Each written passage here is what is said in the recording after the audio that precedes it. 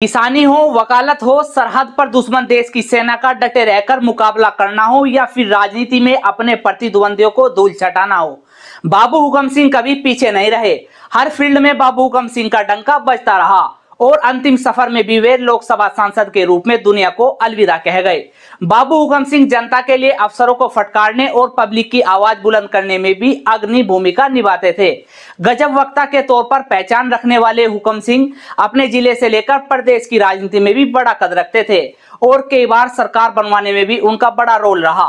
किसान परिवार में जन्मे बाबू हुकम सिंह ने वकालत से अपनी शुरुआत की और पीसीएसजे की परीक्षा में सफल हुए तो भारत पर चीन ने हमला बोल दिया। तत्कालीन प्रधानमंत्री ने सेना में आने का आह्वान किया तो बाबू हुकम सिंह के लिए देश सेवा सर्वोपरि हो गई और वह भारत चीन और भारत पाकिस्तान के युद्ध में बतौर सैनिक कैप्टन सरहद पर डटे रहे। स्थिति सामान्य होने के बाद वापस लौटकर बाबू हुकम सिंह ने फिर से वकालत शुरू कर दी और लोकप्रियता के चलते जिलावार संघ के अध्यक्ष भी बने। बाबू हुकम सिंह ने पहली बार कांग्रेस के टिकट पर चुनाव जीतकर विधानसभा पहुंचे। इसके बाद बाबू हुकम सिंह ने पीछे मुड़कर नहीं देखा और अपनी राजनीतिक करियर में 7 बार विधायक और 1 बार लोकसभा सांसद बने। विधायक रहते हुए बाबू हुकम सिंह कई बार यूपी सरकार में मंत्री भी रहे। इनके अलावा बाबू हुकम सिंह 1 बार विधानसभा उपाध्यक्ष भी रहे। बाबू हुकम सिंह के सियासी सफर से रूबरू होने के लिए देखिए खोज न्यूज की यह रिपोर्ट। मैं आपके साथ हूँ फिरोज अली। शामली जनपद के कस्बा कैराना निवासी मान सिंह किसान ने सोचा नहीं था कि उनके घर में पैदा हुआ यह बेटा भविष्य में उत्तर प्रदेश की राजनीति का भाग्य विधाता बनेगा।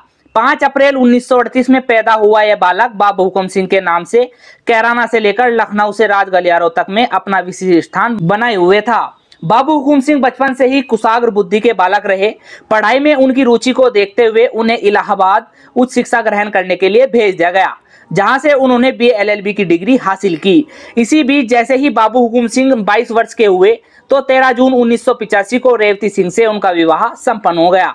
विधि स्नातक की उपाधि ग्रहण करने के उपरांत बाबू हुकम सिंह ने वकालत को ही अपना कैरियर चुना।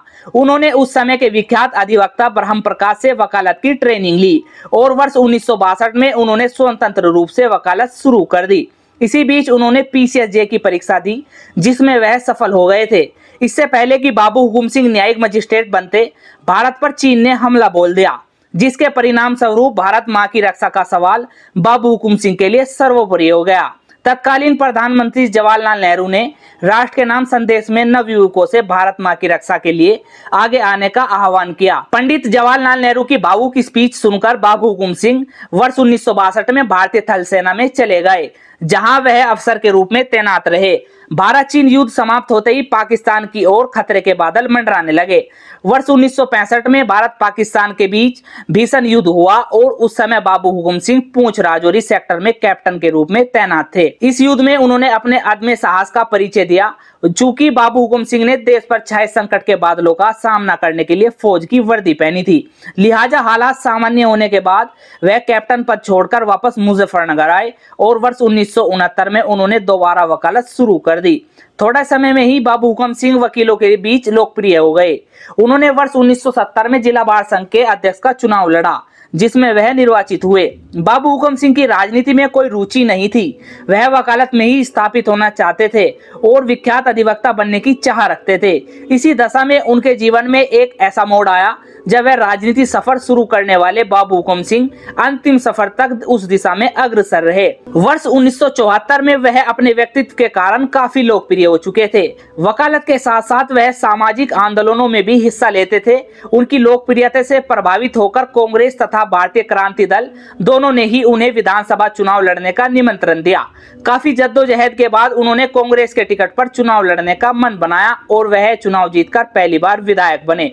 बाबू हुकम सिंह ने वर्ष 1980 में पार्टी बदली और लोक दल के टिकट पर चुनाव लड़ा और इस पार्टी से भी चुनाव जीत गए। वर्ष 1985 में जब बाबू हुकम सिंह तीसरी बार विधायक बने तो उन्हें वीर बहादुर सिंह की सरकार में खाद्य एवं रसद आपूर्ति, संसदीय कार्य और पशुपालन जैसे विभागों का मंत्री बनाया गया।